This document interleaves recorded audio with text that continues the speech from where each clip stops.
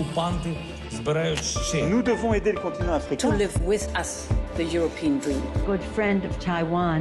Europe Matin.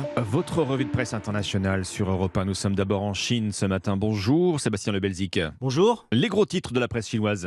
Alors à la une de l'actualité en Chine, l'industrie automobile qui met le turbo. Le magazine Caixin nous apprend que la Chine est devenue le deuxième plus gros exportateur de voitures au monde, devant l'Allemagne, et juste derrière le Japon qu'elle pourrait très vite dépasser.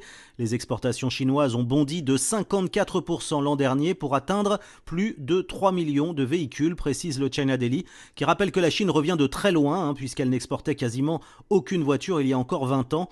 Et c'est grâce au succès de l'électrique. La chaîne CCTV consacre ainsi une série de reportages à l'avance pris par la Chine dans ce domaine. On apprend que 40% des exportations chinoises de véhicules électriques ont été vendues en Europe en 2022. L'Europe où une voiture électrique sur 10 est désormais made in China. Nous sommes maintenant au Liban avec vous. Inès Gilles à la une des journaux libanais.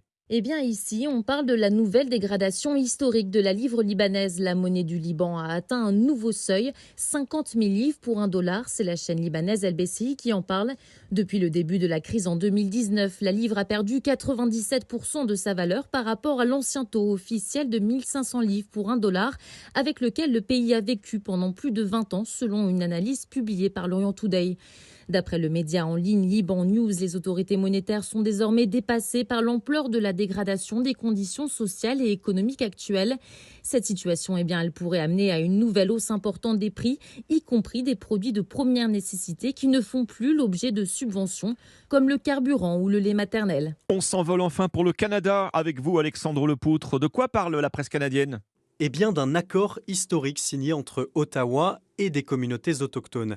Une entente de 2,8 milliards de dollars qui vise à indemniser les survivants des pensionnats.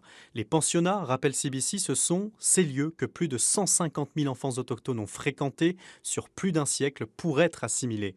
Cette nouvelle entente explique le devoir, c'est le résultat d'une action collective menée par 325 communautés autochtones. L'argent devrait aussi leur servir à protéger leur langue et leurs traditions ancestrales. Alors pour le média autochtone Windspeaker, c'est un pas dans la bonne direction, un moyen d'aider les premiers peuples à récupérer ce que le Canada leur a arraché.